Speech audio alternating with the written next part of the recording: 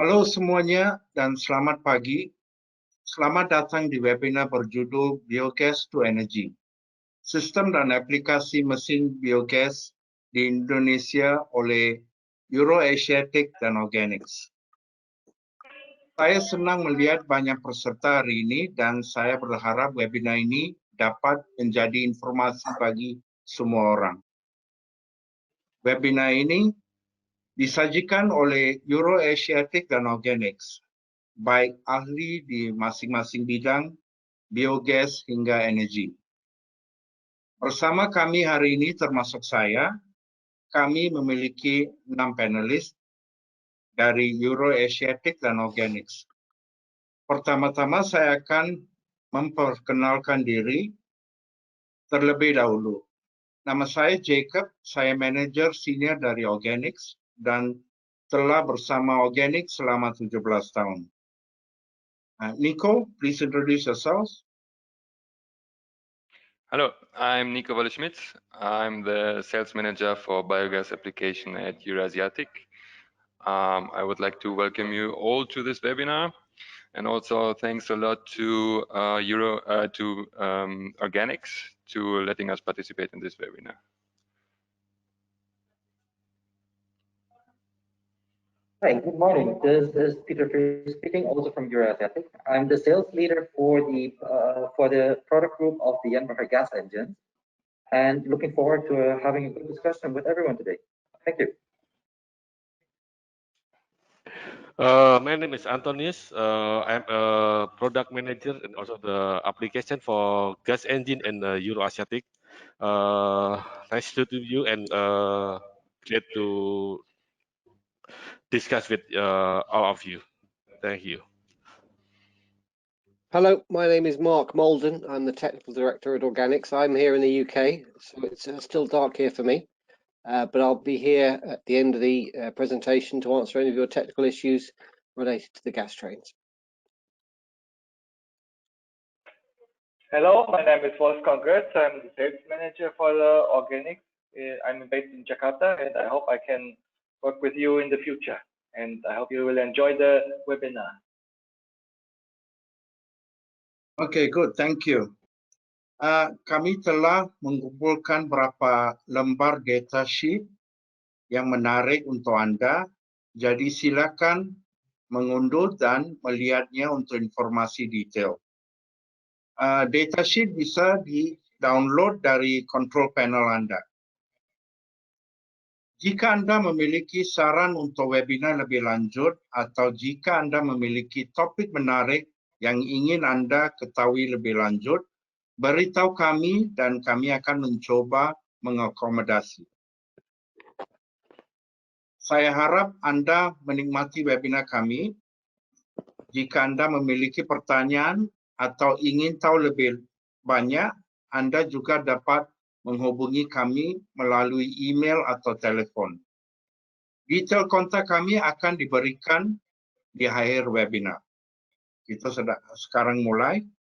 Robert, you can start the presentation.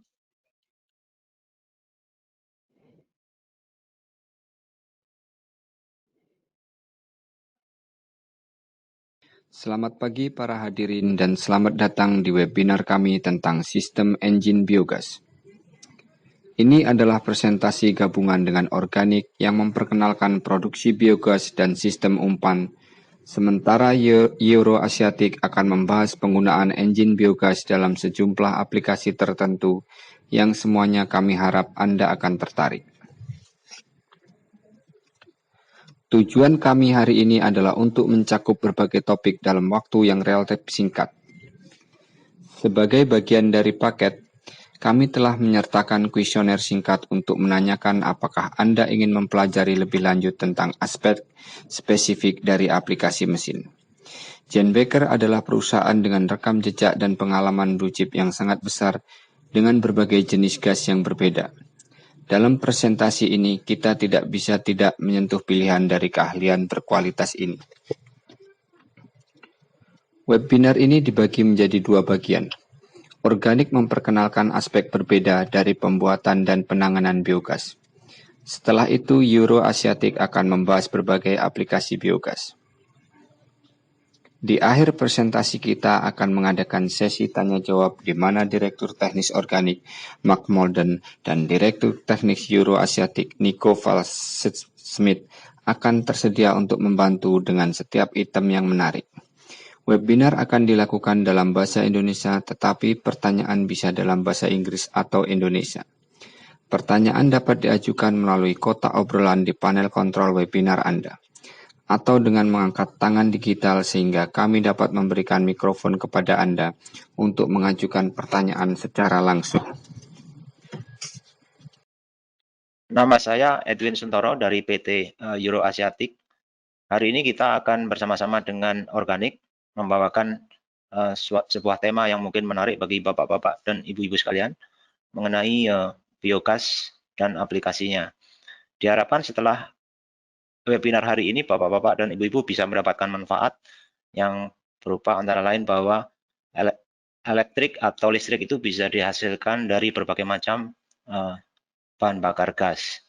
Kemudian yang kedua, Jenbaker gas engine yang merupakan sebuah merek internasional itu merupakan gas genset yang sudah banyak dipasang di Indonesia dan sangat fleksibel sekali penggunaannya. Kemudian seperti yang Bapak-Bapak Ibu diketahui, biasanya listrik digunakan untuk bisnis model IPP, namun dikarenakan kondisi peraturan yang ada saat ini, mudah-mudahan Bapak-Bapak dan Ibu-Ibu bisa mendapatkan manfaat dari webinar ini, karena di webinar ini kami akan menyampaikan beberapa alternatif bisnis model selain IPP maupun pemakaian sendiri. Presentasi hari ini akan dibagi menjadi 3 bagian. Yang pertama adalah perkenalan, baik perkenalan mengenai PT Euroasiatik dan PT Organics itu sendiri. Kemudian di bagian kedua, Organik akan membawakan materi berupa fuel gas dan penggunaannya. Dan di bagian akhir, kami dari PT Euroasiatik akan menyampaikan beberapa hal mengenai gas engine dan aplikasinya, sekaligus beberapa ide mengenai pengembangan bisnis dari penggunaan biogas itu sendiri. Sebelum kita beranjak ke slide berikutnya, kami ingin sedikit memperkenalkan PT Euroasiatik. Jadi PT Euroasiatik adalah sebuah perusahaan penanaman modal asing yang merupakan PMA dari Jerman dan berkantor pusat di Jakarta. Kami sudah beroperasi di Indonesia selama kurang lebih 50 tahun dan memiliki fokus juga di sekitar Asia Tenggara, baik itu di Thailand, Vietnam, Malaysia, Singapura, Filipina, dan sebagian Rusia. Fokus bisnis kami adalah di bidang heat dan power berupa solusi-solusinya. Dengan pengalaman kami yang sudah cukup lama ini, kami memiliki track record yang cukup baik untuk bisnis kami di kawasan ini. Selanjutnya akan saya serahkan presentasi ini kepada Organics untuk membawakan bagian berikutnya. Terima kasih. Organik pertama kali memulai bisnis pada pertengahan 1980-an. Latar belakang kami awalnya adalah gas TPA di Inggris Raya, tempat perusahaan memantapkan dirinya sebagai salah satu pemasok utama ekstraksi gas dan sistem pembakaran gas limbah yang ramah lingkungan. Pada awal 90-an, penggunaan gas TPA untuk pembangkit listrik didukung oleh feed-in tarif yang menarik dari pemerintah Inggris, yang menghasilkan pemasangan sekitar 500 MW dalam waktu yang relatif singkat. Pada saat ini Organik juga pindah ke bisnis ekspor, dengan fokus di Eropa dan Asia Timur. Gambar ketiga dari kiri adalah pembangkit listrik 4 MW yang dibangun di Istanbul untuk Recep Tayyip Erdogan, ketika dia menjadi wali kota Istanbul pada akhir 90-an. Berdasarkan penyelidikan dari Swear BFE di Hong Kong, Organik mensuplai pengupas amoniak termal pertamanya pada tahun 1998. Ini adalah teknologi baru yang telah dipatenkan oleh Organik. Kami telah memasok banyak dari fasilitas pengolahan air limbah berbahan bakar biogas ini selama bertahun-tahun.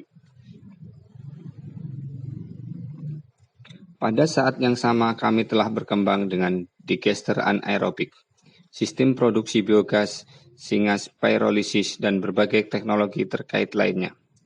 Organik pertama kali masuk ke Indonesia pada tahun 2003, saat kami terlibat dalam proyek awal mekanisme pembangunan bersih Bali.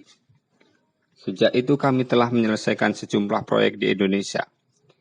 Misalnya, kami sedang membangun digester anaerobik lagun tertutup untuk klien di Kalimantan. Kami sekarang telah mapan dengan kantor pusat kami di Jakarta. Kami sangat menikmati bekerja di Indonesia dan senang dapat mengikuti webinar bersama Euroasiatik ini. Jenis digester anaerobik. Pembicaraan ini akan berfokus pada pilihan pencernaan anaerobik yang digunakan di Indonesia. Sebenarnya ada banyak jenis digester anaerobik, tetapi di Indonesia ada 3 jenis dasar yang umum dijumpai. Ini adalah reaktor anaerobik lagun tertutup atau covered lagoon anaerobic reactor atau CLAR sebagaimana kita menyebutnya. Reaktor tangki yang diaduk terus-menerus atau CSTR dan selimut lumpur anaerobik aliran atas atau UASB. Masing-masing teknologi ini memiliki kelebihan dan kekurangan tertentu yang akan saya uraikan dalam slide berikutnya. Bentuk biogas lain yang tersedia di Indonesia adalah gas landfill dan gas limbah.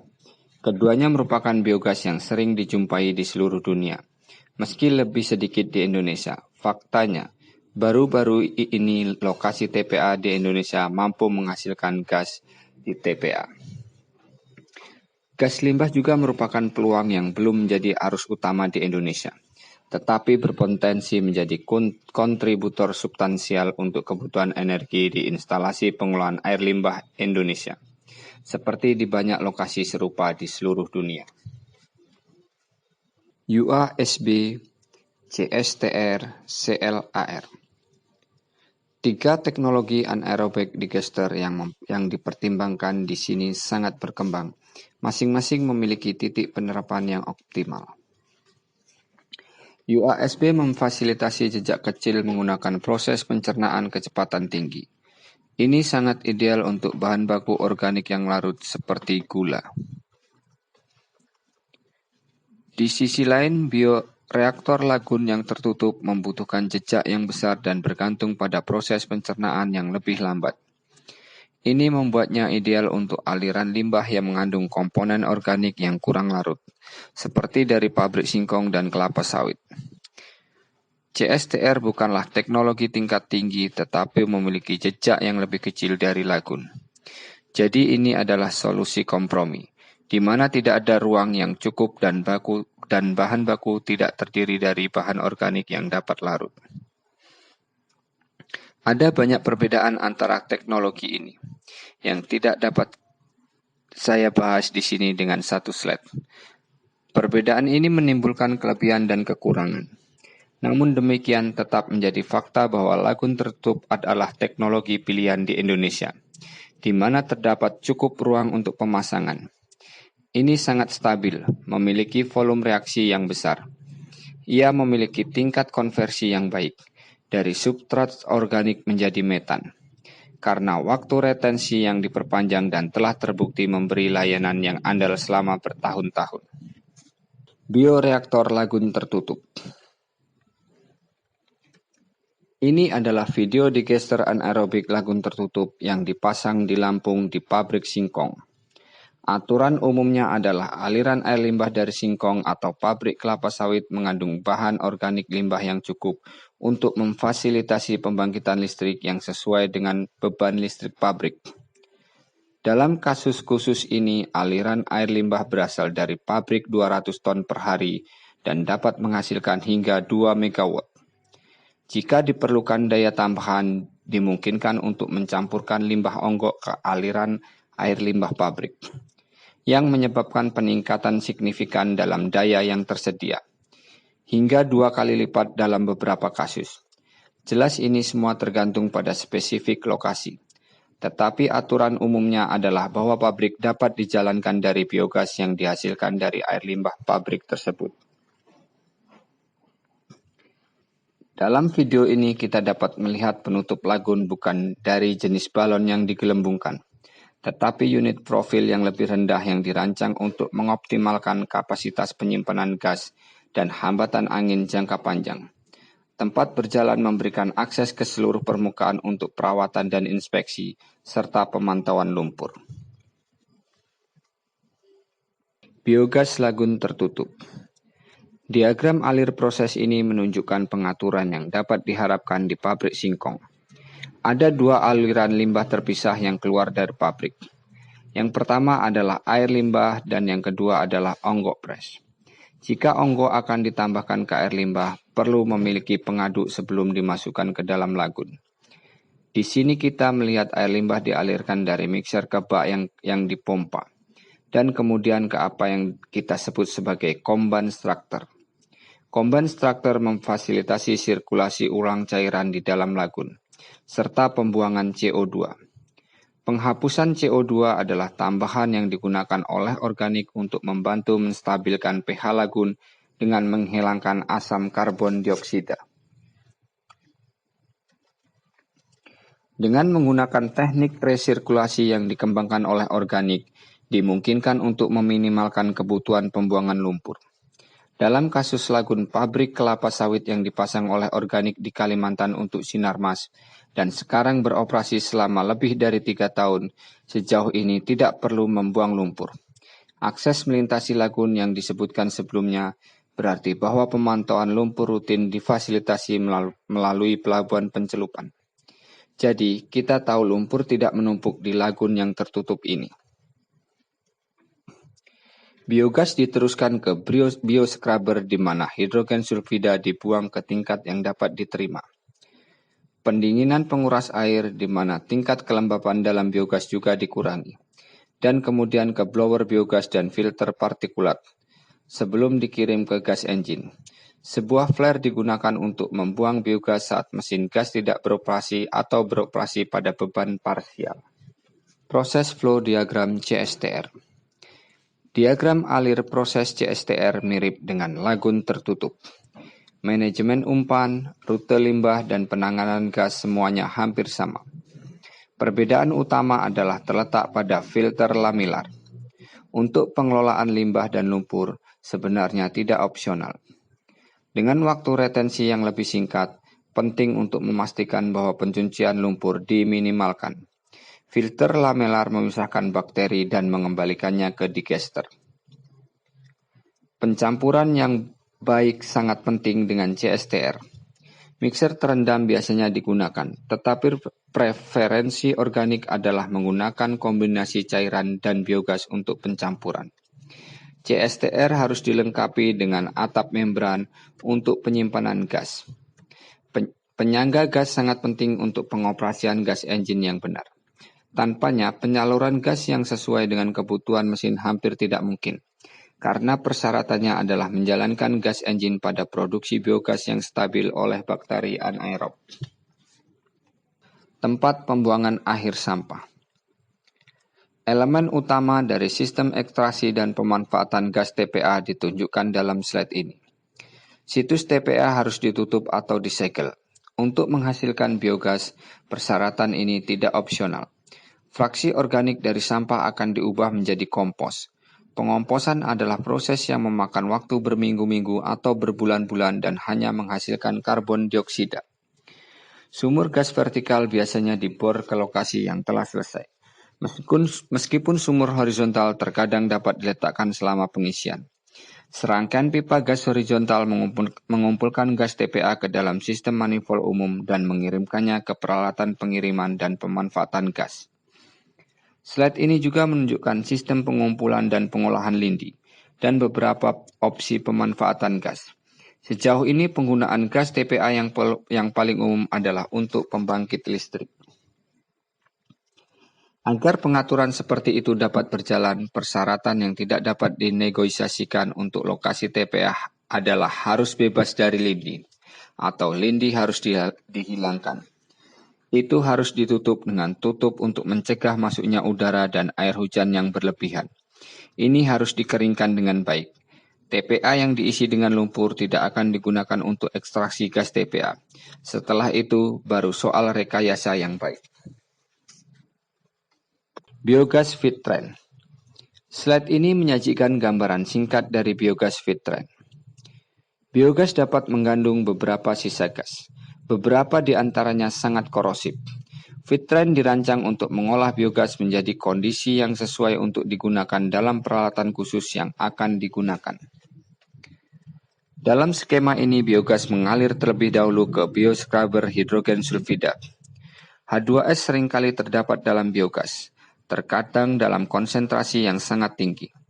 Menghapus H2S di awal rangkaian umpan melindungi semua peralatan hilir lainnya.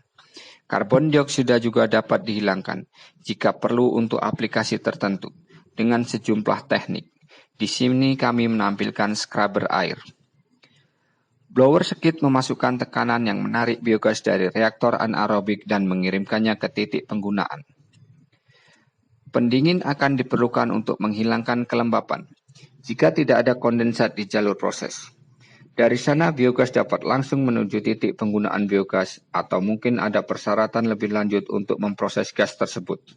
Misalnya dengan kolom karbon aktif granular yang dapat mengeluarkan gas jejak tertentu seperti halogen dan merkaptan. Harus mereka hadir. Siloksan adalah gas lain yang bisa sangat merusak. Jadi terkadang diperlukan pembuangan siloksan dari biogas. Filtrasi partikulat akhir sebelum penggunaan biogas disarankan. Kebanyakan gas engine tidak dapat mengambil lebih dari 5 mikron, sebagai contoh. Unit pengiriman biogas. Biogas masuk melalui inlet knock-out pot. Dirancang untuk menghilangkan kondensat yang ada di udara dan menyaring jalur partikulat. Dalam hal ini kemudian dialihkan ke blower gas sentrifugal yang memberikan tekanan isap dan pengiriman biogas.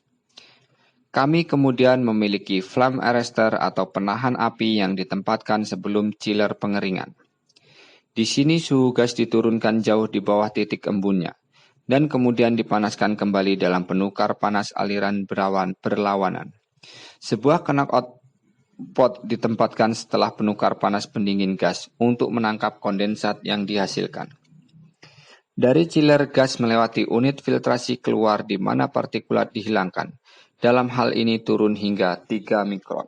Unit pengiriman biogas. Tampilan ini menunjukkan sisi lain dari unit yang sama. Di sini kita dapat melihat lebih jelas penukar panas aliran balik, di mana gas panas masuk memanaskan kembali gas yang didinginkan keluar, untuk menurunkan kelembapan relatif. Chiller dewatering juga bisa dilihat lebih jelas. Organik menggunakan blok tabung bersirip kompak yang memiliki laju perpindahan panas tinggi yang dipadatkan ke dalam ruang yang relatif kecil. Unit biru di ujung melambangkan satuan pendingin. Unit pengiriman biogas. Ini adalah unit yang kami pasok ke Cina beberapa tahun lalu. Dalam hal ini kami menggunakan penukar panas sel dan tube untuk pengurasan gas. Seperti yang Anda lihat di sini, ini adalah alternatif yang layak. Itu hanya membutuhkan lebih banyak ruang. Panci pengumpul kondensat bisa dilihat di ujung. Kami biasanya ingin mengurangi suhu hingga 4 derajat Celcius. Tetapi kurang dari 20 derajat Celcius masih bisa dapat diterapkan untuk sebagian besar aplikasi. Semakin dingin gas, semakin baik kontrol pada jejak gas serta kelembapan. Bioscrubber. Di sini kami memiliki contoh pembersih biologis hidrogen sulfida. Mereka sebenarnya bisa vertikal atau horizontal. Tetapi orang cenderung lebih suka tangki vertikal, karena membutuhkan lebih sedikit ruang pemasangan. Bioscrubber hidrogen sulfida mencegah korosi pada peralatan hilir. Hidrogen sulfida adalah gas yang sangat asam dan akan merusak boiler dan mesin gas dengan sangat cepat, kecuali jika dilepaskan atau kecuali jika digunakan dengan sangat hati-hati. Bioscrubber juga mengurangi bahaya bagi kesehatan. Hidrogen sulfida adalah gas yang sangat beracun. Jumlah yang relatif kecil bisa langsung membunuh Anda. 800 ppm adalah konsentrasi mematikan untuk 50% manusia selama paparan 5 menit, atau LC50. Konsentrasi di atas 1000 ppm menyebabkan kolaps langsung dengan kehilangan pernapasan, bahkan setelah menghirup satu tarikan napas. Menghilangkan hidrogen sulfida dari biogas mengurangi emisi sulfur dioksida di semua bentuk peralatan pembakaran. Bioscrubber juga mengurangi bau berbahaya. Ciri khas bioscrubber tertutup dapat menghilangkan 98% hidrogen sulfida dalam biogas. Persyaratan dasar scrubber biogas adalah membersihkan H2S ke tingkat yang dapat diterima, biasanya 100 ppm hingga 200 ppm. Tidak mahal untuk dioperasikan dan memerlukan waktu henti minimum untuk servis. Siloxane. Ada beberapa metode pengendalian siloxane ke dalam gas TPA. Ini adalah diagram proses dan instrumen untuk pendekatan yang diadopsi oleh organik. Gas masuk ke sini dan melewati sistem pengeringan awal.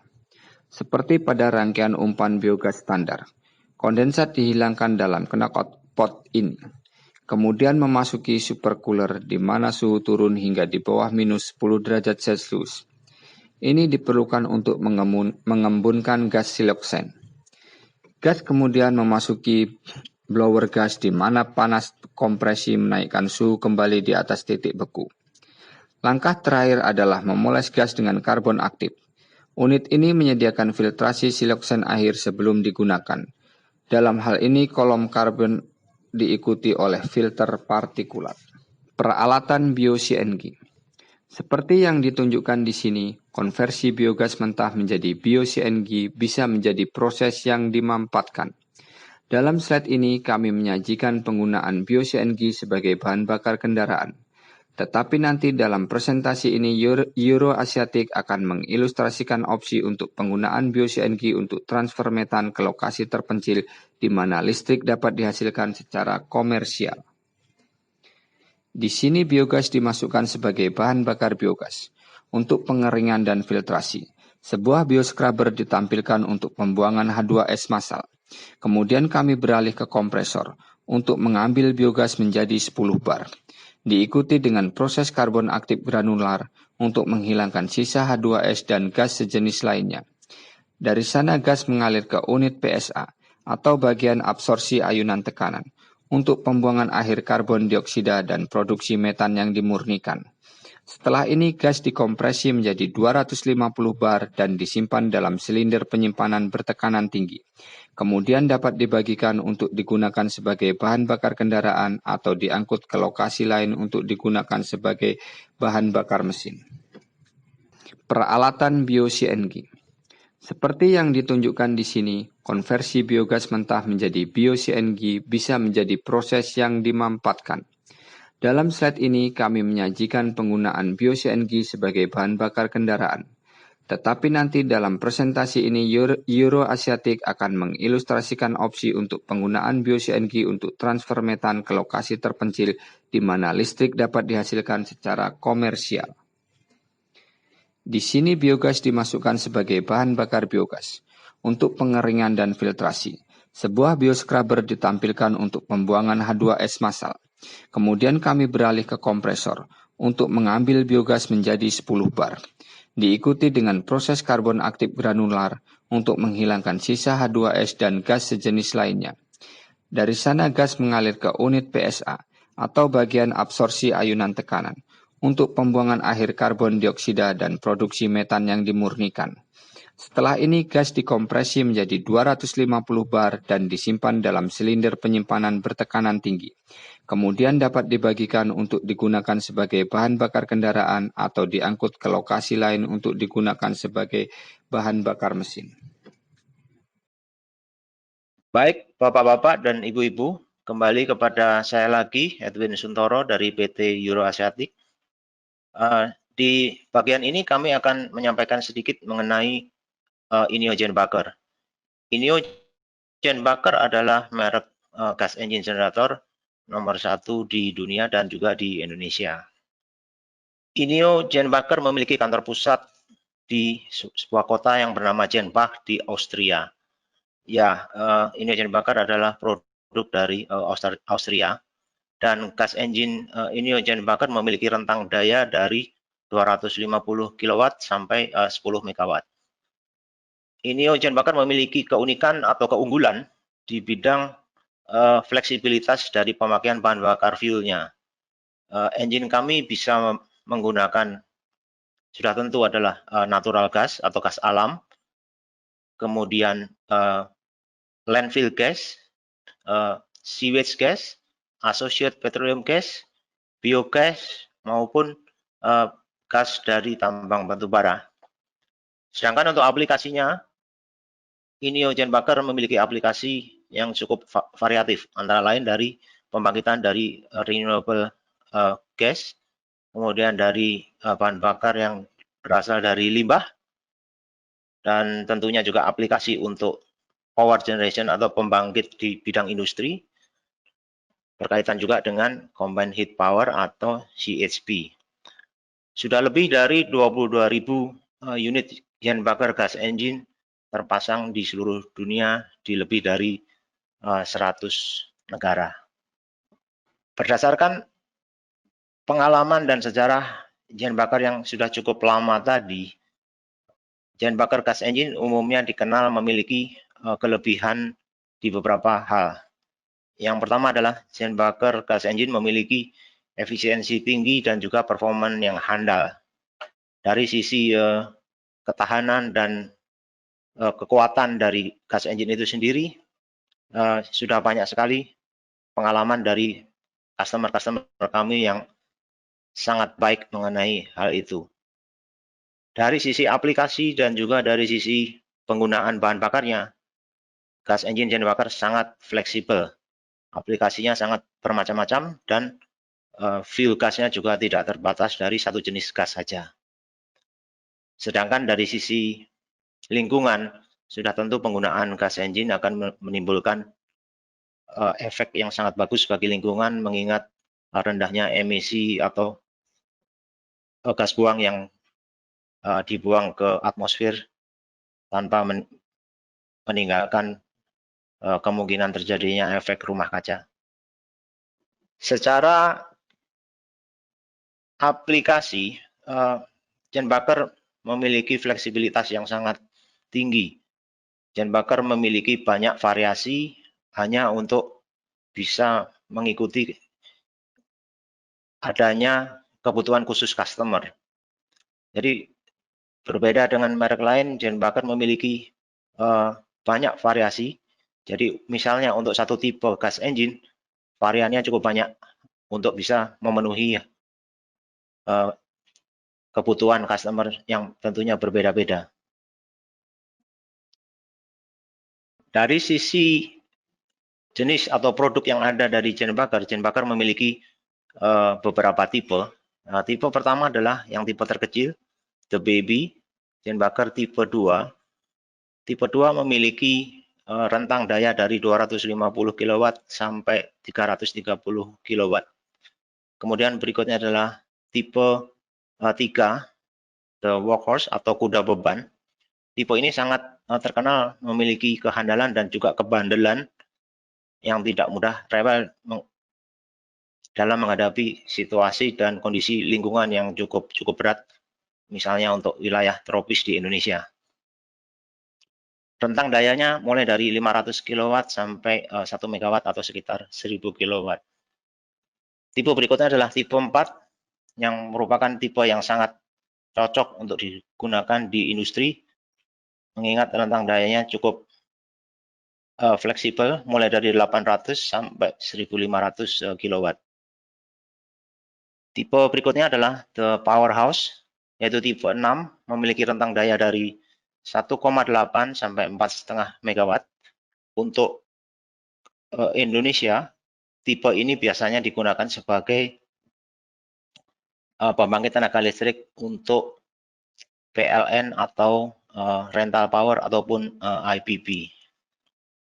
Tipe yang terbaru adalah J920 Flextra, memiliki daya sampai 10,4 MW dengan total electrical efficiency sekitar 50%.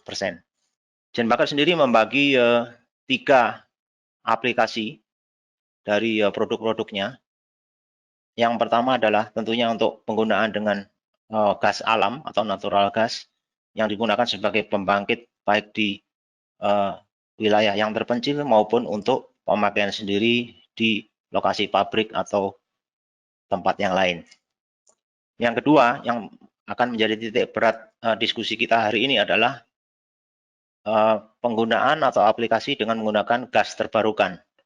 Di sini antara lain adalah biogas, landfill gas atau sampah timbun, sewage gas, limbah dari perumahan, dan coal mine gas. Namun hari ini kita akan coba konsentrasi di biogas dan sekitarnya. Aplikasi yang ketiga adalah untuk pembangkitan listrik di lapangan migas, minyak dan gas bumi. Sedikit contoh secara cepat mengenai aplikasi Jan Baker di gas yang terbarukan, renewable gas, yaitu untuk biogas. Sampai hari ini Jan Baker sudah memproduksi lebih dari 5.400 unit yang terpasang di seluruh dunia, dan itu setara dengan 4.800 megawatt electrical output. Dan jika kita setarakan, maka itu bisa menerangi sekitar 12 rumah di Eropa, 12 juta rumah di Eropa. Sedangkan aplikasi berikutnya adalah aplikasi landfill gas atau sampah timbun, di mana Jan Baker sampai hari ini sudah memasang sekitar 2.400 lebih unit gas engine dari berbagai merek dan model, dari berbagai model. Menghasilkan daya kira-kira 2.500 megawatt di seluruh dunia. Sedangkan untuk aplikasi sewage gas atau limbah air kotor dari perumahan, walaupun ini tidak terlalu relevan untuk aplikasi di Indonesia, namun Jan Baker memiliki sekitar 750 unit lebih yang beroperasi di seluruh dunia dengan gas yang berasal dari limbah air kotor perumahan, dan memiliki daya terpasang sekitar 640 megawatt di seluruh dunia. Nah, sebelum kita menuju ke slide berikutnya, di slide ini kami ingin menyampaikan mengenai model bisnis yang umum ada di Indonesia. Umumnya untuk model bisnis ini kita sebut sebagai konvensional model. Dari bagan yang ada di atas, maka Bapak-bapak dan Ibu bisa melihat bahwa dari limbah kelapa sawit, minyak kelapa sawit, biasanya dia akan dikonversi melalui proses anaerobic digester menjadi biogas. Kemudian biogas tersebut akan dimurnikan lagi sehingga bisa digunakan oleh gas engine Jan Baker. Produk dari gas engine Jan Baker ini adalah listrik yang biasanya hanya digunakan untuk dua macam bisnis model. Yang pertama adalah independent power producer. Biasanya ini adalah untuk PLN. Yang kedua tentunya adalah untuk pemakaian sendiri atau istilahnya adalah embedded power. Untuk pemakaian dengan aplikasi di bisnis model IPP atau PLN, seperti yang kita ketahui, saat ini peraturan yang ada tidak merangsang banyak investor untuk melakukan investasi di sektor ini. Jadi, beranjak dari hal tersebut, maka PT Euroasiatic memiliki beberapa ide yang mungkin bisa menjadi tambahan informasi bagi bapak-bapak dan ibu-ibu sekalian, yaitu yang pertama kita sebut sebagai domestic model. Kemudian yang kedua adalah refinery model. Dan yang ketiga adalah EFB palletizing. Mari kita lihat beberapa bisnis model ini di slide berikutnya. Jadi untuk bisnis model yang pertama, domestik dan sebagainya tadi, itu sebenarnya merupakan turunan dari bio-CNG. Saya tidak akan berpanjang-panjang dengan bio-CNG teknologi, karena hal ini sudah dibahas oleh organik di slide sebelumnya. Kita langsung ke domestic model. Apa domestic model itu? Domestic model itu adalah konsep bisnis yang memanfaatkan bio-CNG di sebuah lokasi tertentu. Lokasi tertentu itu bisa berupa pabrik kelapa sawit, ataupun perumahan karyawan, ataupun ada perkampungan sekitar, dan sebagainya.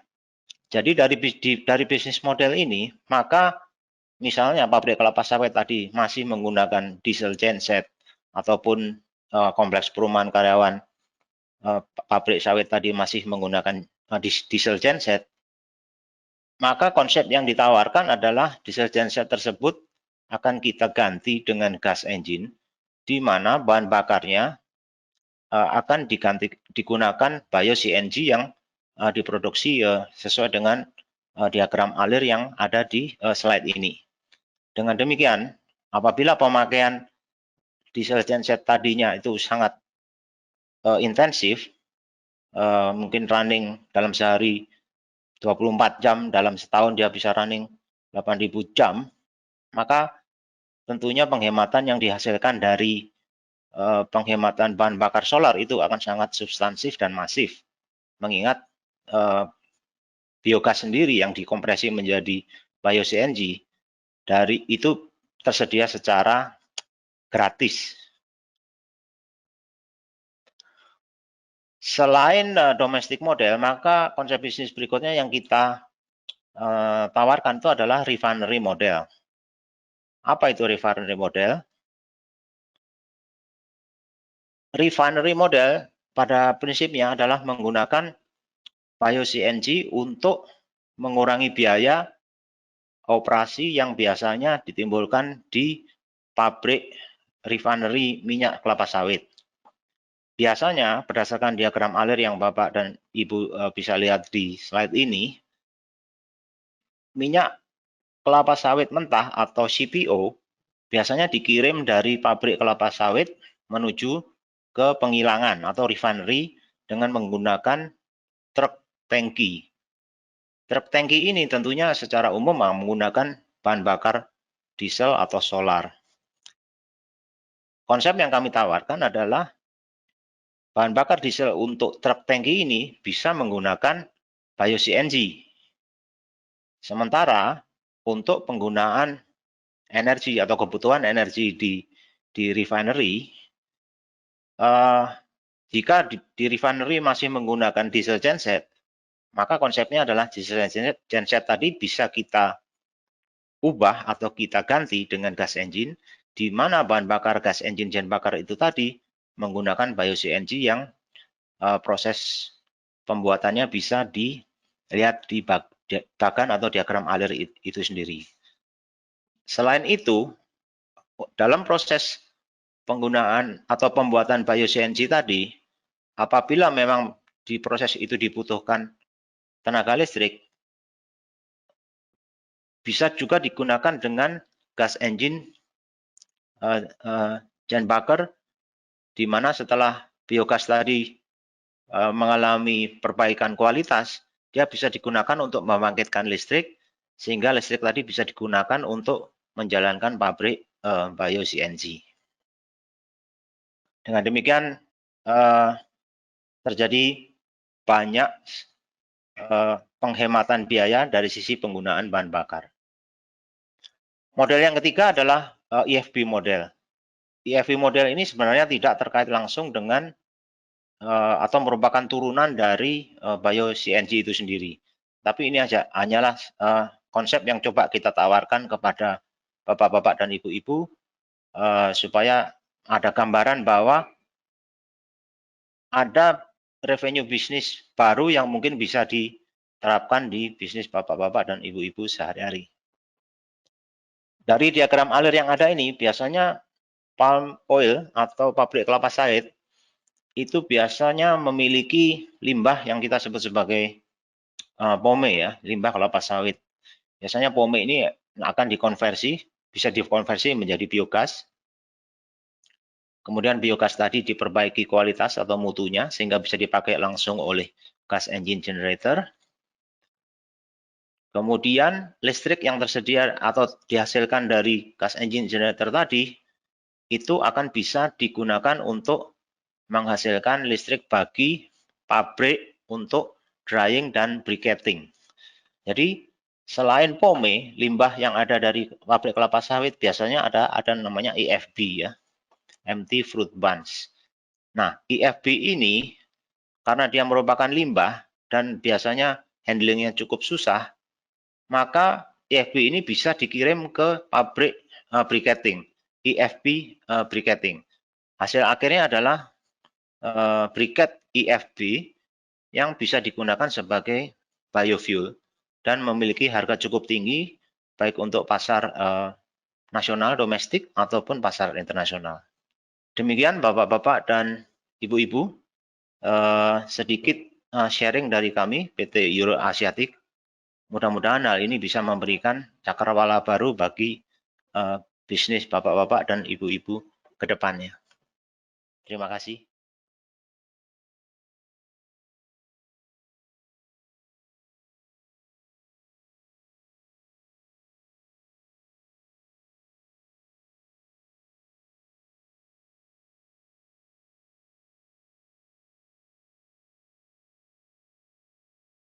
Oke, baik.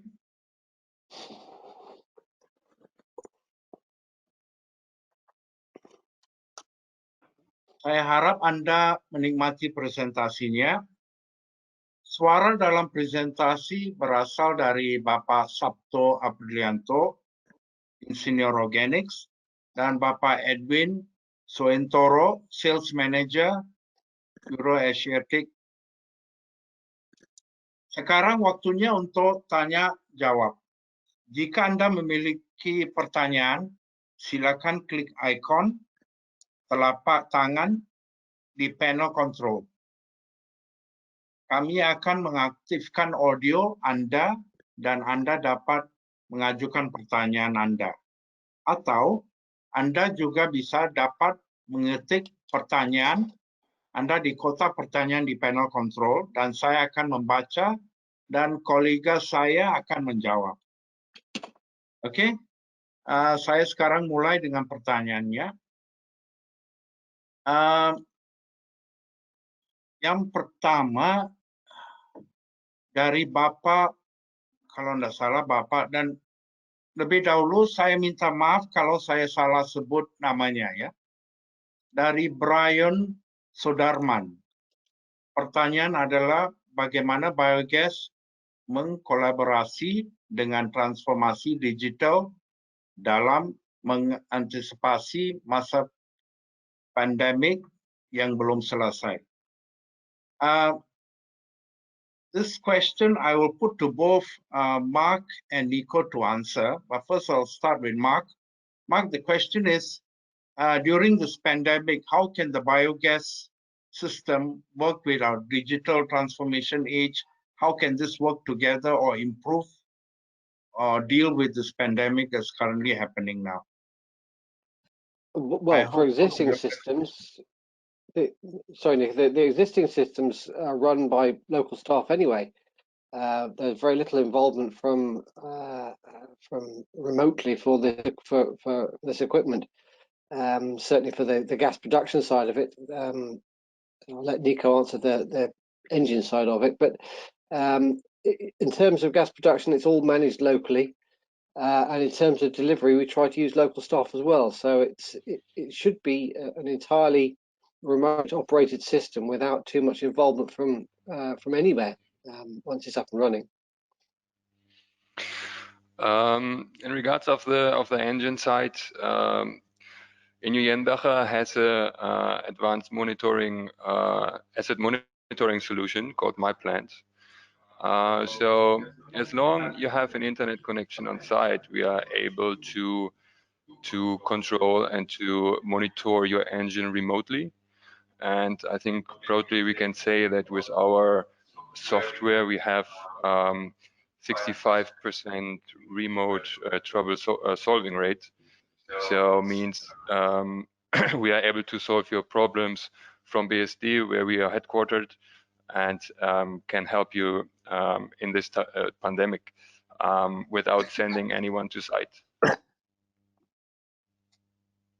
Okay, Brian, saya harap Anda mengerti. Kalau Anda, saya simpulkan aja apa penjawab dari Mark Molden dengan Nico.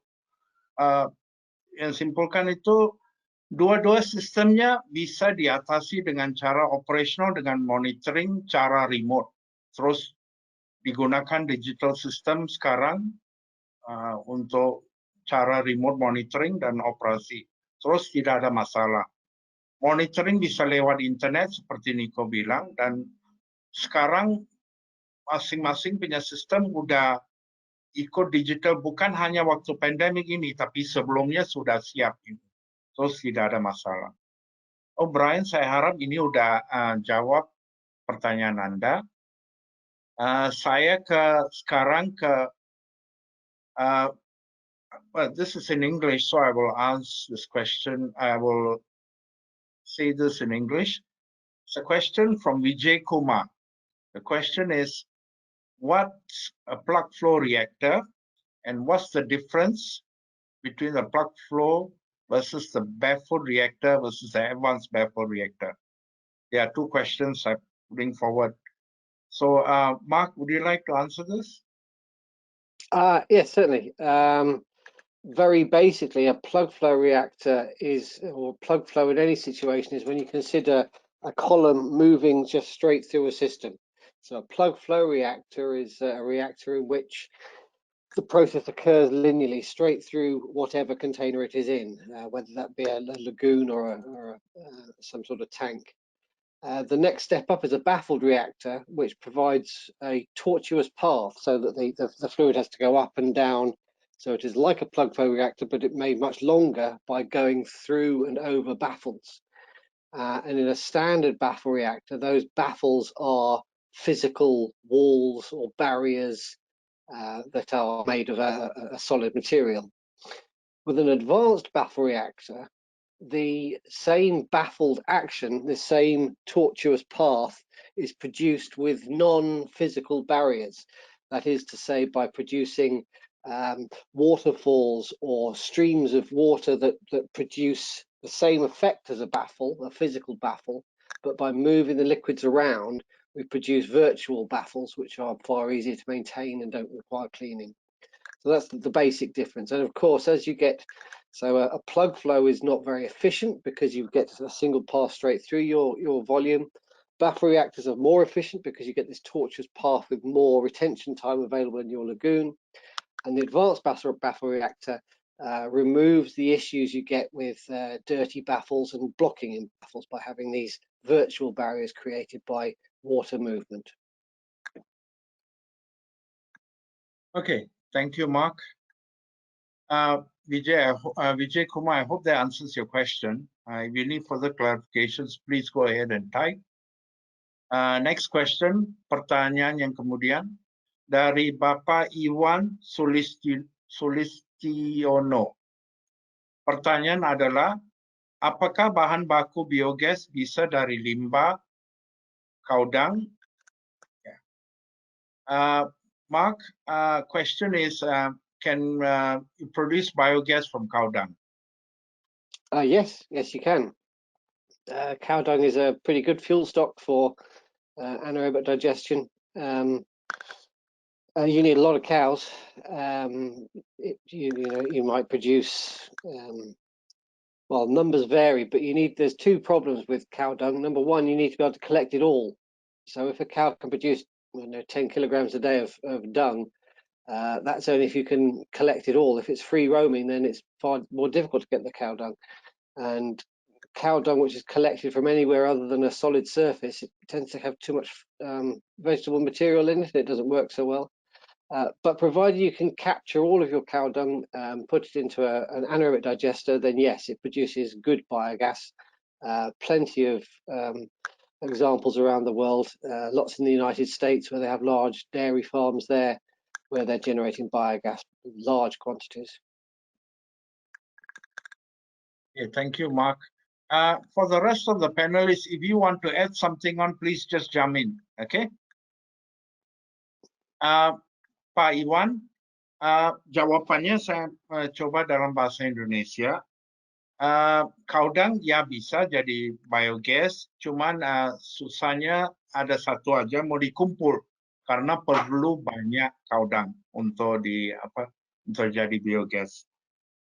Kalau masalah kumpulan ini bisa diatasin, tidak ada masalah. Oke, Pak Iwan. Saya sekarang ke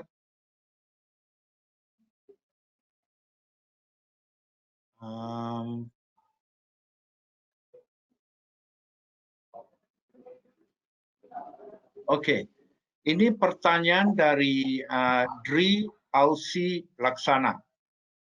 Oke, pertanyaan adalah pengalaman saya, engine sering bermasalah di seringnya penggantian busi. Apa isu ini yang terjadi ini dengan Jenbacher?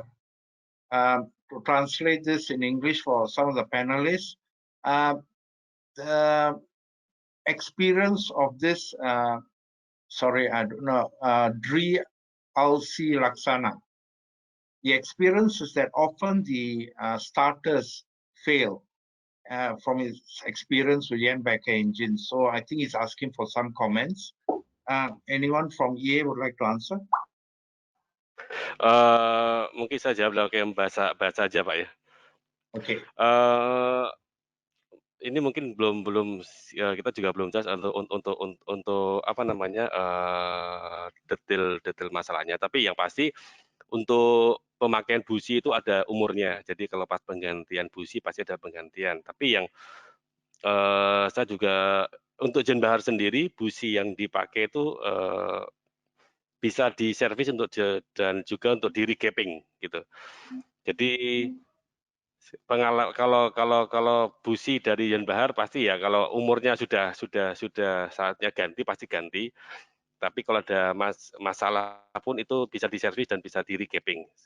Itu pengalaman dari kita pun ada beberapa customer juga pun bisa dipakai lebih lama seperti itu. Oke, terima kasih. Pertanyaan kemudian adalah dari Suksmo Satrio Panggarso.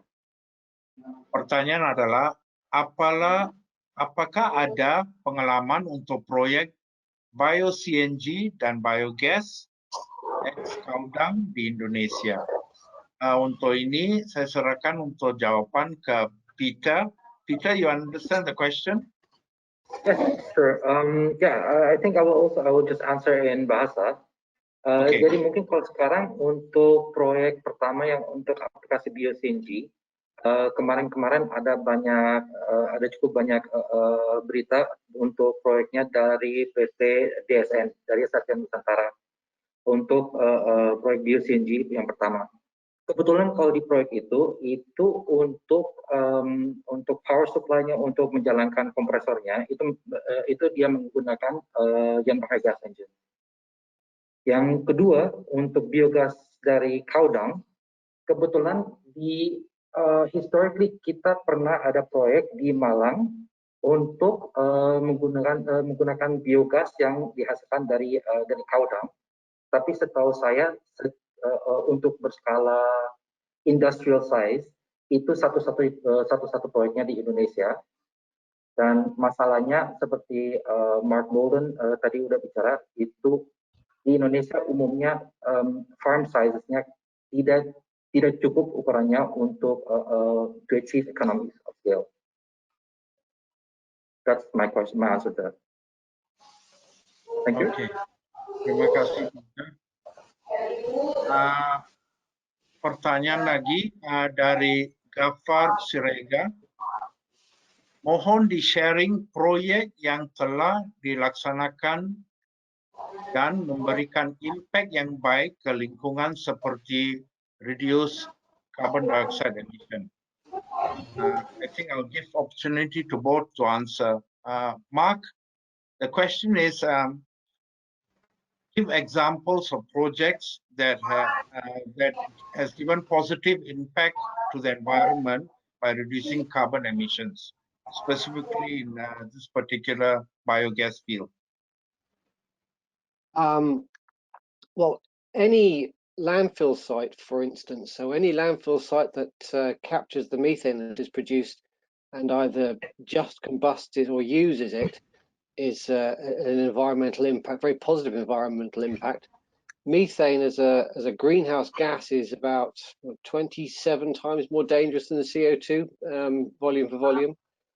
So it's very important to deal with any methane that is given to the atmosphere from landfill sites. If we are looking at anaerobic digesters, then if we don't deal with the carbon-rich source that is producing the methane and capturing it, then that is often just let to run off into the local waterways, where it can cause damage to wildlife and poison fish. So yeah, it's very difficult to think of anything we do not having a positive environmental impact. It's yeah, very strong environmental positive impact from everything we do. Okay, Mark, the person has asked to give share some example or one example and how that has a positive impact. Maybe you'd like to take an example and then show how the impact is. Well, okay. How about when we worked with the producer of the cassava plant that was producing a waste product that was previously just being left out into lagoons to condition, as they called it, and it would be gassing off, producing methane that was going to the atmosphere, which is very dangerous to gas, and the polluted waters were just being allowed into the local water stream. By intercepting that waste stream and turning it into a lagoon, we produce a clean effluent from the lagoon and we're capturing the methane. So that's a very specific way that we can tidy up from factories such as cassava or palm oil. Okay, thank you, Mark. Nico, Peter, or Antonius, you want to add on to this? I think we don't have to add something here. So as long methane is captured, we have a positive effect. I think this is a general statement, and we just agree to this. Just a very short comment from my side. Capturing the methane and destroying the methane, of course, is an environmental benefit. A little bit of extra benefit that we're bringing in with using it as a fuel for a gas engine means, of course, there's an additional reduction by offsetting the fossil fuel that would otherwise be burned for driving a diesel engine. Yeah, absolutely. Okay, thank you. We go on to next question. Pertanyaan kemudian dari Naek Marganda. Bagaimana keekonomian bio-CNG apabila dibandingkan dengan LPG tabung, dan informasi yang pernah saya dapat juga tidak efisien secara ekonomi. Terima kasih. Peter, I believe you're going to answer this question. Yes, thank you. Jadi kalau untuk tingkat keekonomian untuk bio-CNG itu sangat-sangat tergantung dari logistik route-nya. Kalau kita bicara untuk bio-CNG didistribusikan dan digunakan di daerah millnya, produksinya, seperti yang kita dibahas untuk modelnya domestic model, itu tingkat keekonomian masih ada dan sangat menarik. Tapi kalau untuk logistics routes-nya, ongkos pengiriman untuk jaraknya terlalu jauh, ekonominya makin menurun. Thanks, Jacob. Okay, thank you, Peter. Next question in English from Yenny Christiani. The question is whether for EFB model that presented during the Jan Becker session already has been applied in Indonesia. If yes, where and on what capacity? Again, over to you, Peter, to answer. Thanks, Jacob. This time in English. So the EFB model from our side is an introduction, an idea of how to use existing waste streams with the additional benefit of of utilizing the energy that is available on site in order to generate a new revenue stream. The EFP waste is a general problem in the palm oil industry, but we're using this as an example of showcasing converting an existing waste into money by using free energy that's locally available. To answer the question specifically, the EFP pelletizing or EFP briquetting, there are some approaches, but currently I'm not aware of a full industrial sized plant in operation. Thanks, Jacob. Thank you, Peter. The next question is also again from Yen Yen. I think, Peter, is for you to answer as well if you can. Is there any difference on the engine model selection between domestic refinery and EFP model? What's the parameter to be considered? The main parameters to be considered, of course, is what does the site, the customer actually need. So of course we follow the requirements, the demands on site. Therefore, it's a little bit tricky to answer because there are many engines available. There's a wide band, there's a wide range of engines, and we look for the best solution to answer the requirements on site. An interesting approach or something to consider here is if we use gas engines directly for biogas at the mill site out in the jungle, these engines will be spec'd for biogas applications. If we're looking at bio-CNG after transportation with all the upgrading and cleaning and treatment as you have already explained in your previous slide from organics, the gas quality is actually more equivalent to natural gas. So there we might also have the opportunity of switching to a natural gas type engine. Thank you. Okay.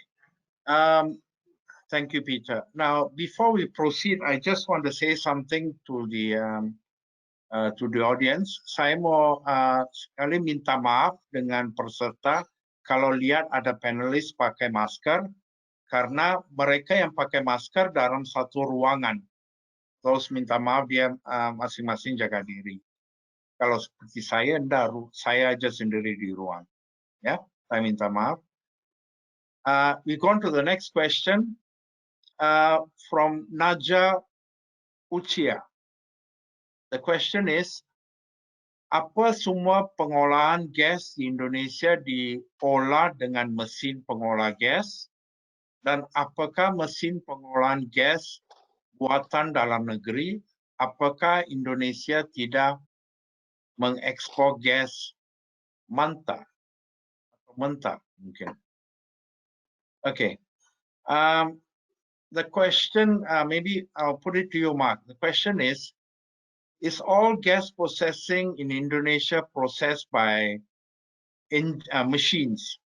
And is the gas processing machine made in the country, in Indonesia? And can Indonesia export this raw gas? Is it made by machines? Well, I mean, I suppose the gas is naturally produced either in a landfill site or in a digester.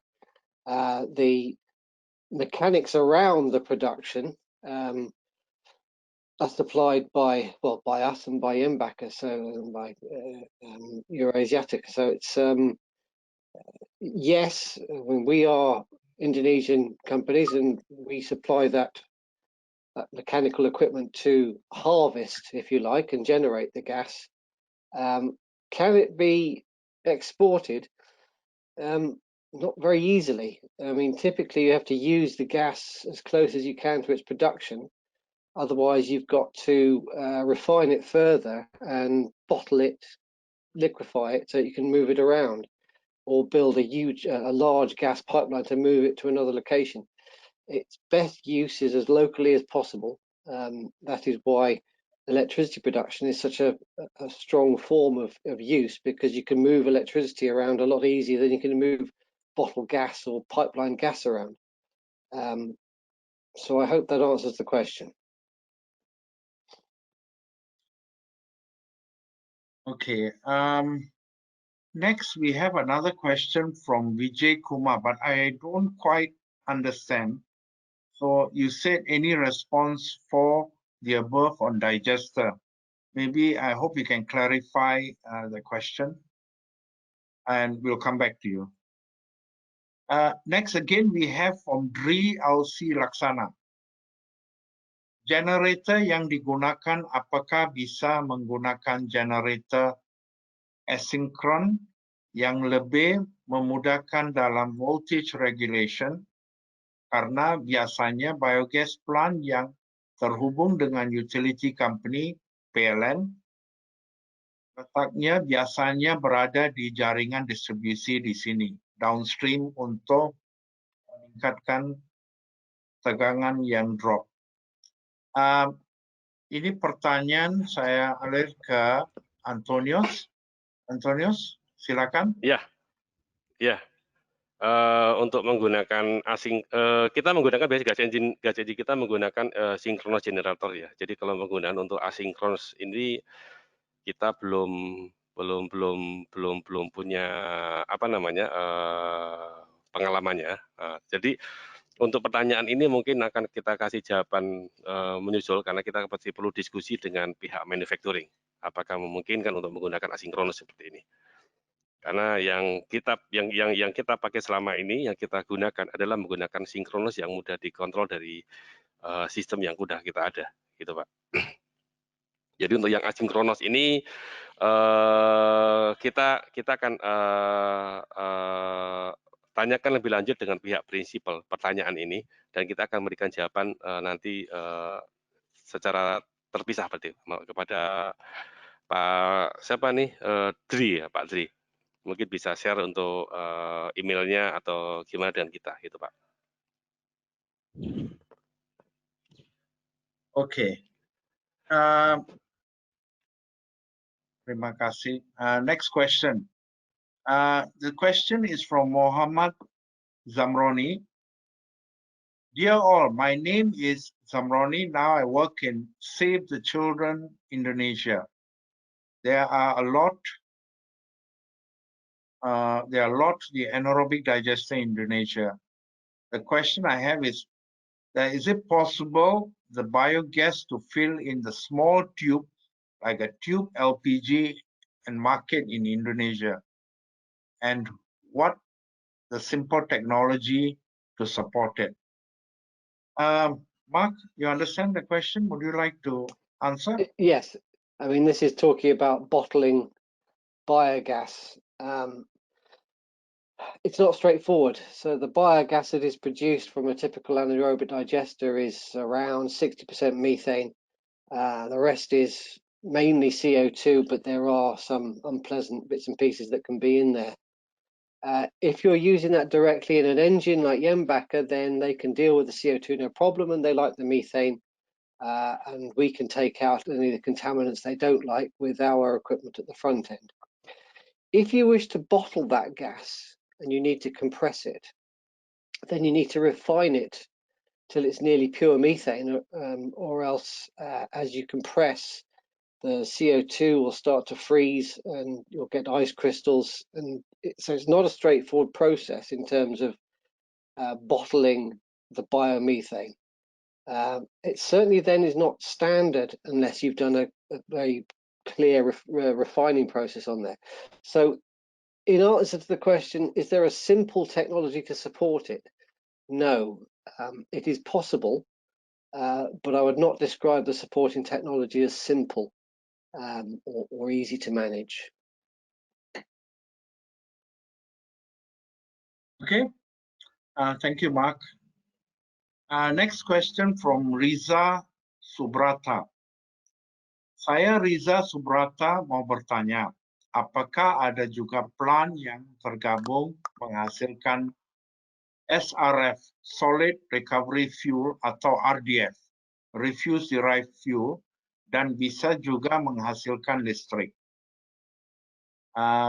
Bagaimana proporsional antara listrik dan gas yang dihasilkan oleh sampah di 1 watt berapa kilo sampah?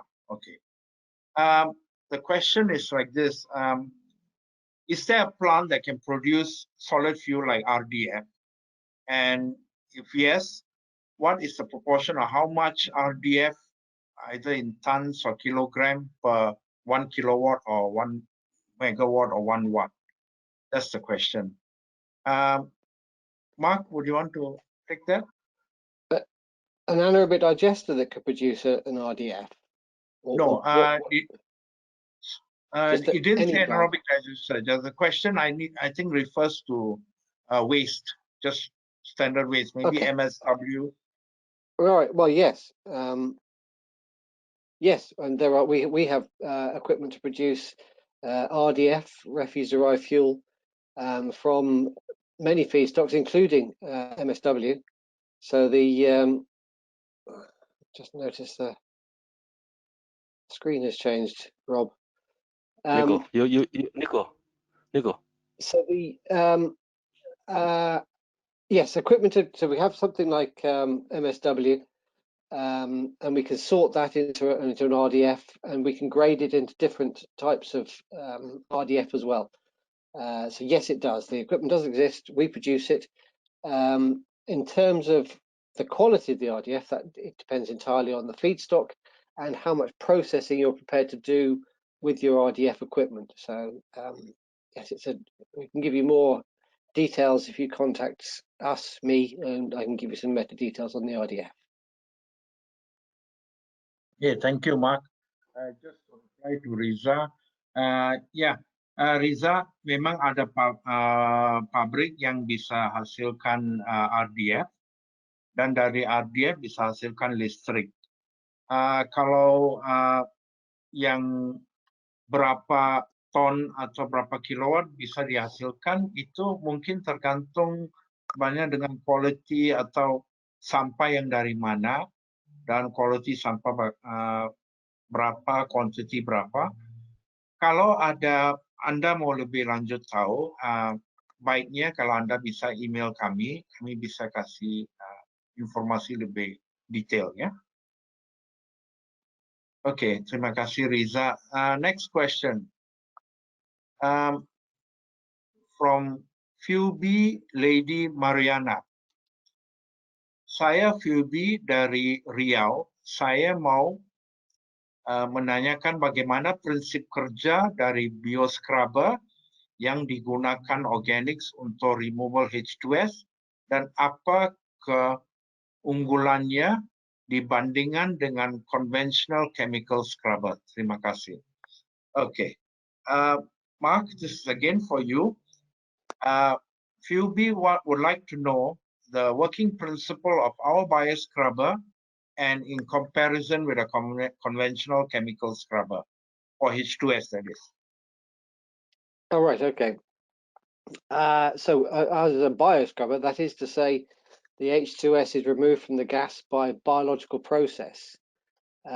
What that means is that we have a column or an in-ground tank in which we allow the conditions for the H2S consuming bacteria to exist.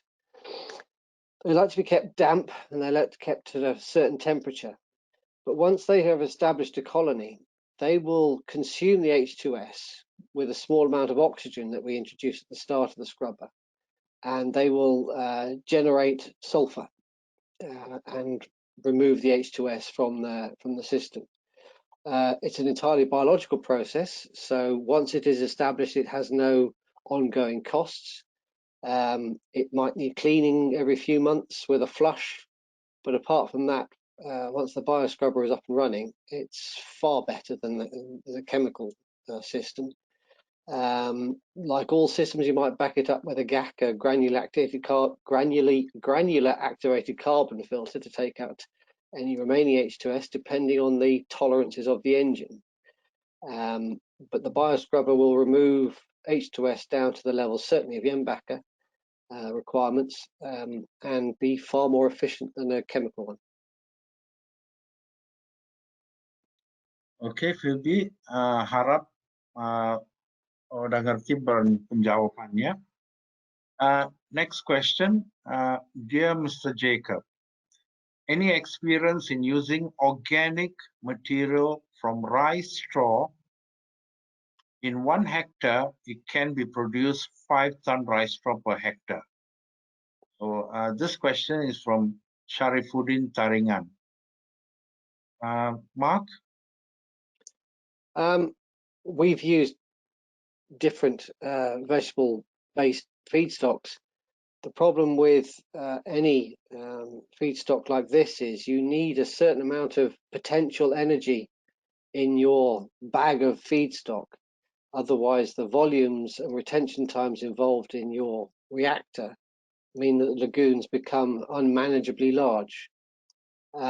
We can have a look at this, but my initial reaction is that it would be a fairly low carbon source, and as a result, may not be practical. But if there's a lot of it, and we can find a way to manage the throughput, then we can have a look.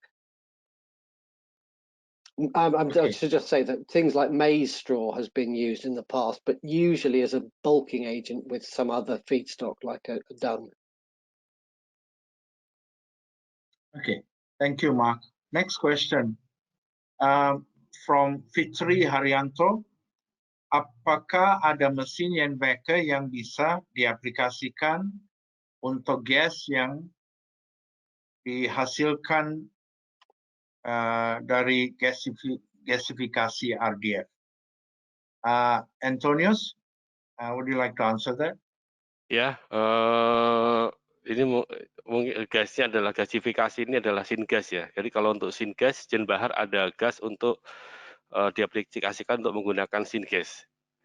Jadi itu karena Jenbacher itu ada, walaupun satu tipe, misalkan tipe 3 ataupun tipe 4, tapi kita punya beberapa versi yang bisa diaplikasikan, misalkan untuk biogas ataupun natural gas, atau mungkin untuk gas-gas yang spesial seperti syngas ini. Jadi untuk syngas ada. Jadi aplikasi untuk syngas Jenbacher ada untuk aplikasi ini. Terima kasih. Okay, thank you. Another question. This is from Lauren Eko. Hello, Pak Eko. How are you? Question from him. Question for Jenbacher. Burning methane is okay in relation to burning syngas, which the syngas is carbon monoxide rich content, and with H as well as no question on H content. What is the range from minimum to maximum content of carbon monoxide that the engine can handle in terms of no gas polishing? Thanks. Antonius? Yeah, if we can get the gas composition, syngas and hydrogen, it's just better for us. So kita bisa, mungkin bahasa Indonesia aja kali. Kita bisa seleksi untuk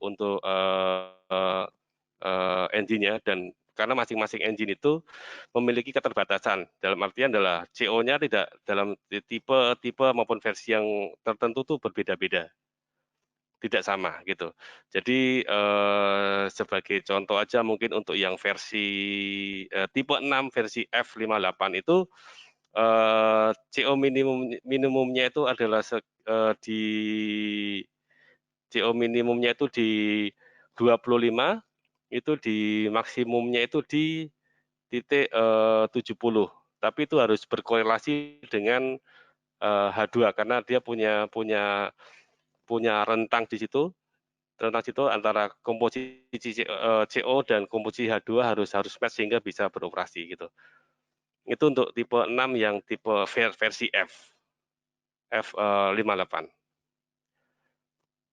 Jadi untuk tipe yang lain pun juga memiliki karakteristik yang berbeda. Jadi kalau misalkan Pak Lauren Eko punya datanya, mungkin bisa dengan kita. Jadi kita bisa memplotingkan kebutuhan elektrikalnya berapa dan engine yang tepat yang tipe mana sesuai dengan komposisi yang beliau miliki. Gitu Pak Jacob. Okay, thank you Antonius. Terima kasih. Pak Eko, I hope that answers your question. Now the next question from Yuda Hartono. I heard that biogas with raw material from organic waste not effective to generate the electricity caused by low calorific value. Is it true or not? Peter? Yes, thanks, Jacob. To answer the question, um, it always depends. Is it effective? If we're comparing gas consumption on the gas engines to produce 1 kilowatt, the gas consumption on biogas, of course, is higher. So we do need more gas, just as Mark was mentioning before, because of the CO2 content, the calorific value of the gas is lower. So of course, to achieve the same amount of output, we require more gas. However, to answer the question of is it effective, at the end of the day, it's still all an economical question. So the question here is really, what is the cost of the gas? If you're comparing natural gas that you have to pay for, that you buy out of the pipeline and spend money on, or if you use more biogas, but you're generating out of your own waste, out of your own feedstocks, of course, it's still very effective. That's my answer to that, Jacob. Okay, thank you, Peter. Next question I have from Agus Supriano.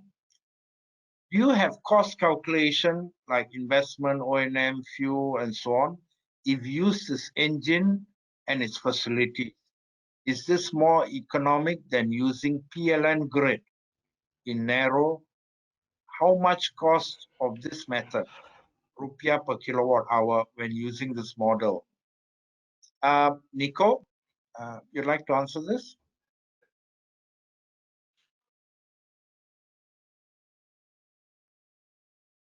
Nico? Okay, I can also take that. Let me answer that. Okay, sure.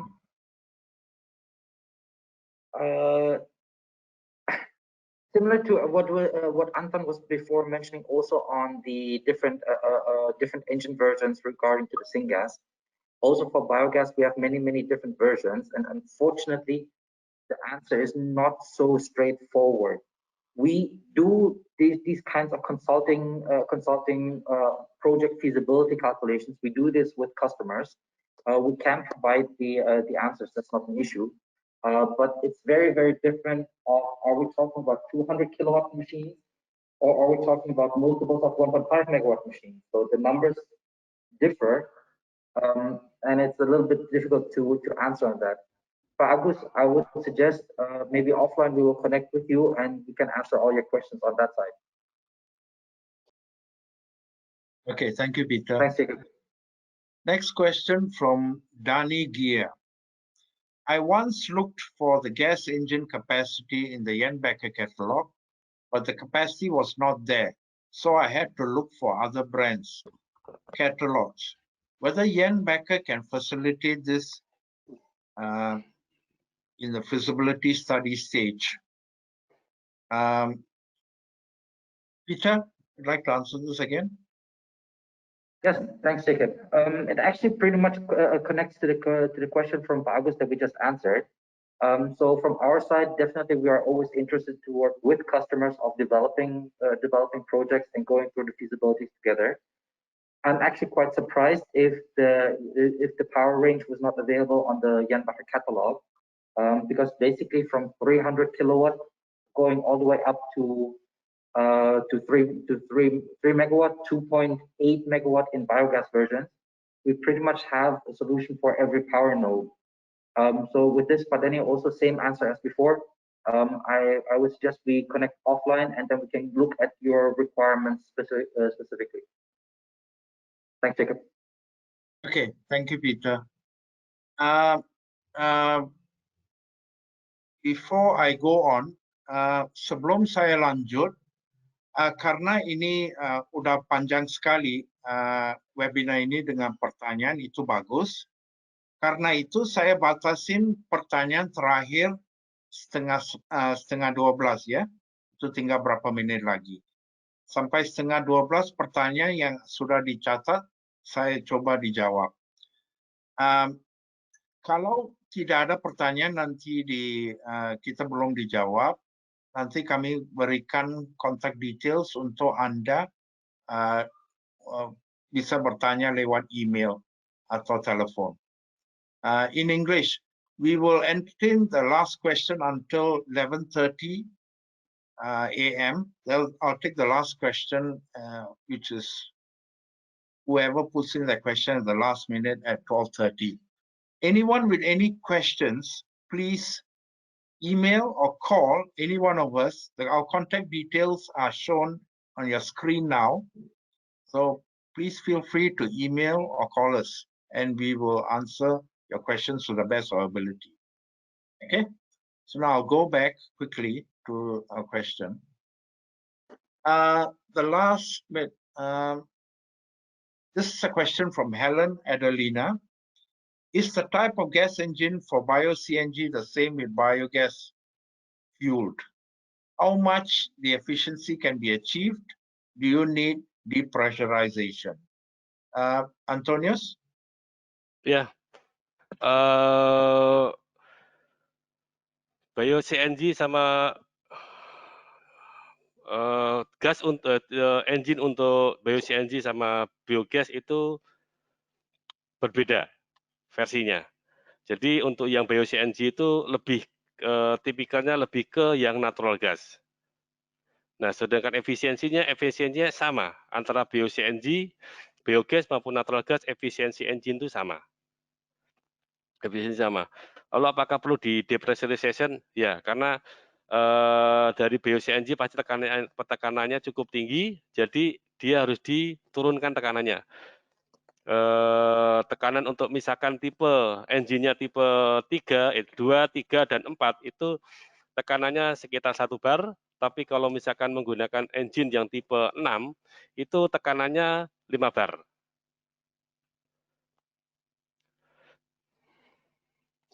Oke. Kemudian saya ke pertanyaan dari Deki Haryadi.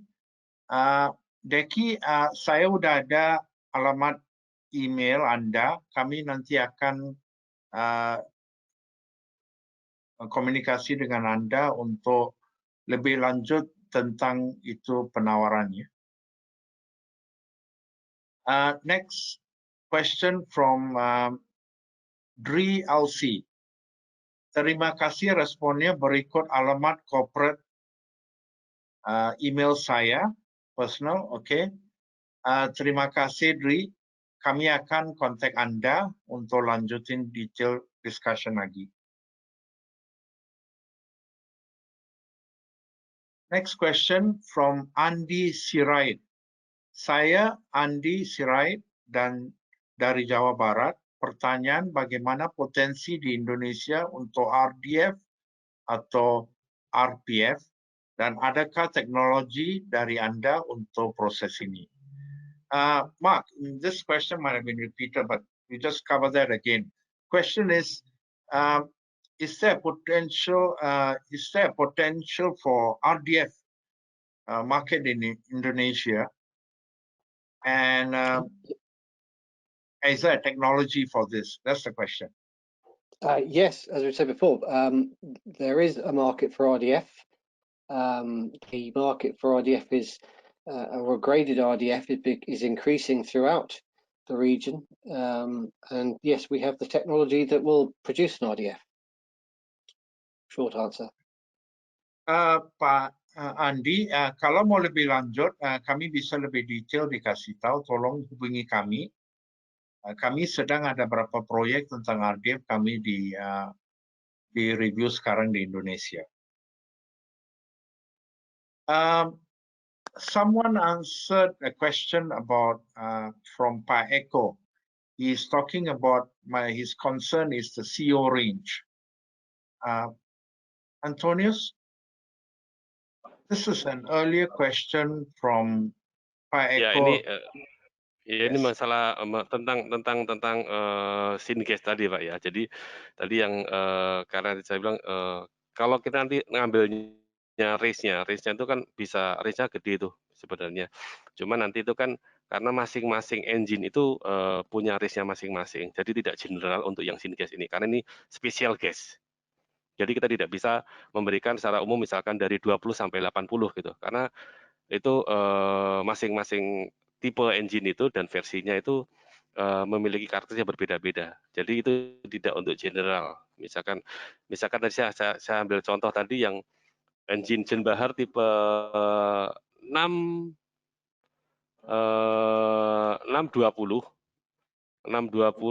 versinya F58 itu race-nya itu dari 25 sampai dengan 75 race-nya. Tapi itu masih disesuaikan dengan komposisi gasnya, sehingga dia bisa menghasilkan electric power-nya berapa seperti itu. Tapi apakah engine yang tipe yang lain akan bisa mengasap itu tidak. Jadi masing-masing berbeda-beda untuk kandungan CO-nya. Jadi ini tidak untuk general. Kandungan CO-nya itu apakah range-nya itu apakah untuk general enggak, tapi masing-masing tergantung masing engine. Jadi itu nanti kita sesuaikan antara komposisi gas H2 dan juga CO-nya, nanti seleksi gasnya bagaimana, seperti itu.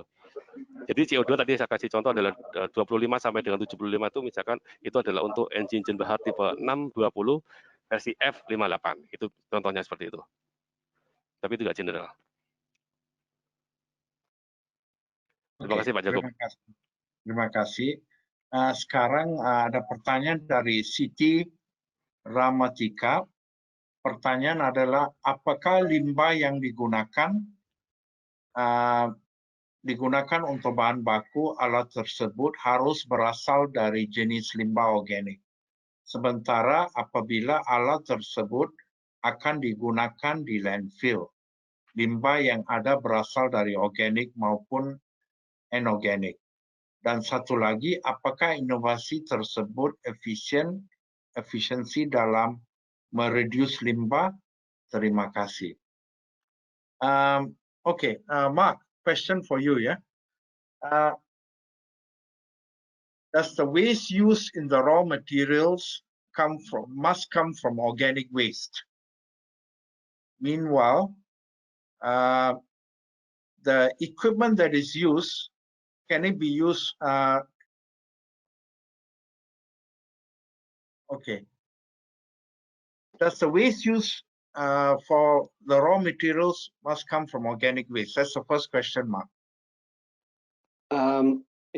Yes. So it has to have carbon in it that we can access to generate the fuel with, to generate the gas with. So there has to be something that we can act upon. So yes, organic source as in something that has grown at some point and can potentially produce a fuel gas, yes.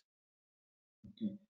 Then the following part, which now I understand, is this technology or efficient in reducing waste? Landfill or anaerobic digestion? Landfill.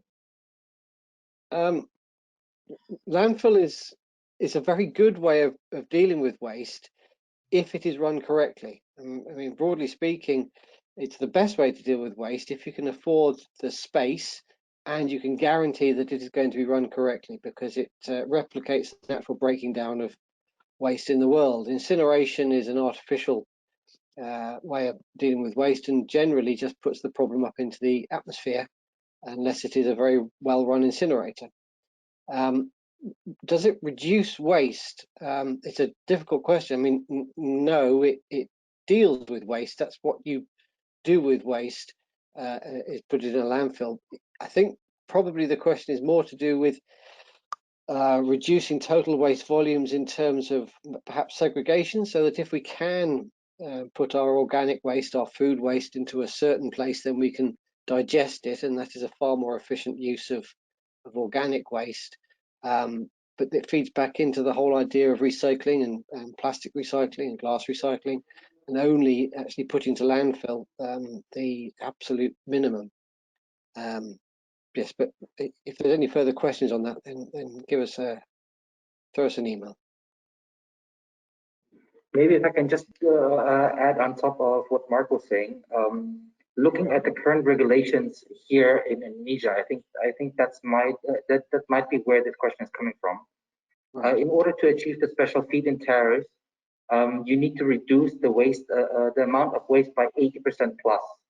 Only then the project is eligible for a special presidential decree for a special feed-in tariff.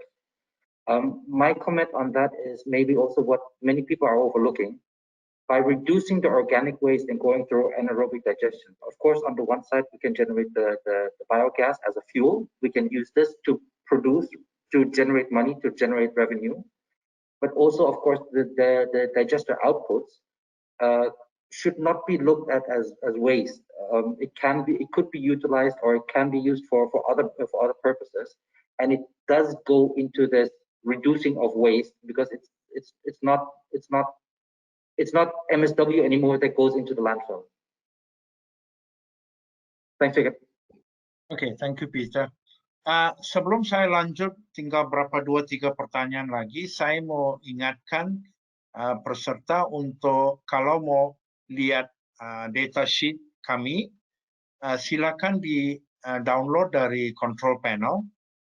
Karena kalau setelah webinar ini habis, Anda belum bisa atau tidak bisa download data sheet. Tapi kalau mau data sheet, nanti Anda kirim email, kami bisa. Tapi sementara sekarang, ambil kesempatan untuk download data sheet. Okay. Next question from Pak Eko again. Please provide me a chart that's showing composition between syngas COH against power production kilowatt. Anyone, Peter, Nico, Antonius, want to answer that, or we get in touch with him to respond to that question? I think we will get in touch personally here, because we see that there are some in-depth questions and some concerns. So we will get in touch with PAECO separately to discuss this in detail. Okay, thank you. Next question. This is especially for, well, hi, Mark. Thanks for the feedback. I heard that you mentioned in RDF explanation. How about RPF case? If you have technology of RPF, please send us information below this email. Okay, the email address. And this question is from Andi Sirait. Antonius, you have asked to answer this question. Please proceed.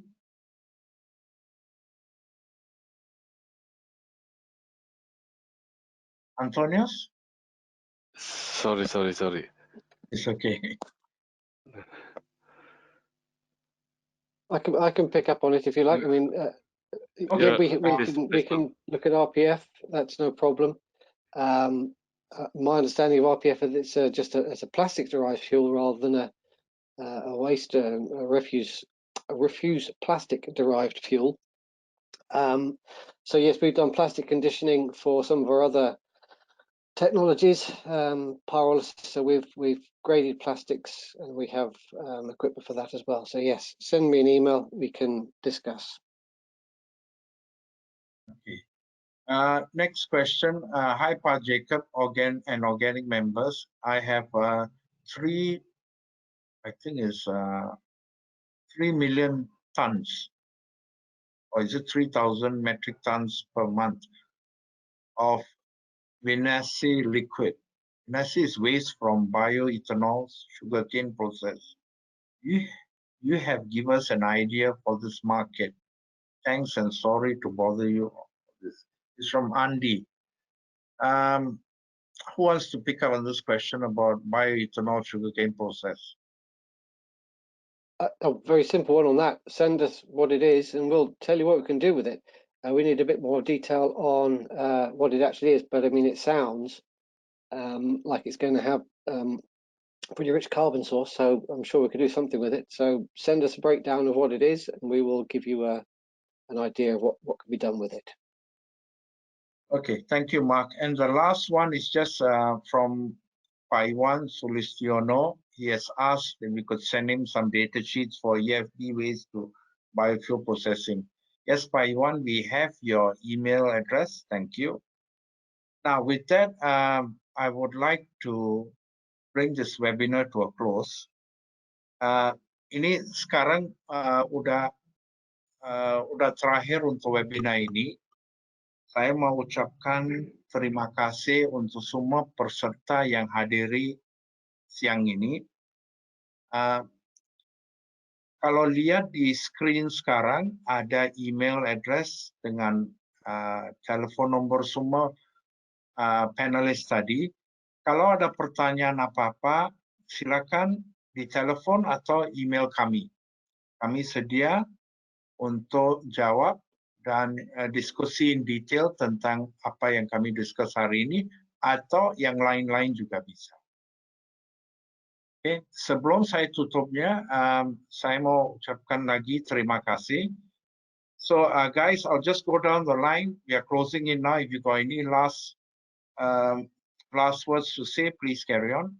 Mark, anything to say before I close? Thank you very much for attending. It was good to get those questions. It was very good. Thank you very much indeed. Nico? Yeah, thanks for attending. We will carry on the discussions then via email or on a personal call. Thanks. Peter? Yeah, also thank you for all the participants. Thank you for Jacob, Mark. Thank you for hosting, for giving us the opportunity for doing this. I think there was a lot of interest, a lot of productive questions. And absolutely, if any questions, any more details are required on engines or just general ideas, please do reach out to us. Thank you. Antonius? Terima kasih bisa join di webinar ini dan untuk para peserta dan juga panelis, dan untuk diskusi lebih lanjut bisa menghubungi kami untuk masalah tentang engine dan aplikasi engine. Terima kasih. Okay. Last word. Yeah, thank you very much for joining our webinar. I hope you have learned a lot. And if there are more questions, you can always send us email. Thank you. Semua peserta, terima kasih. Selamat siang. Stay safe.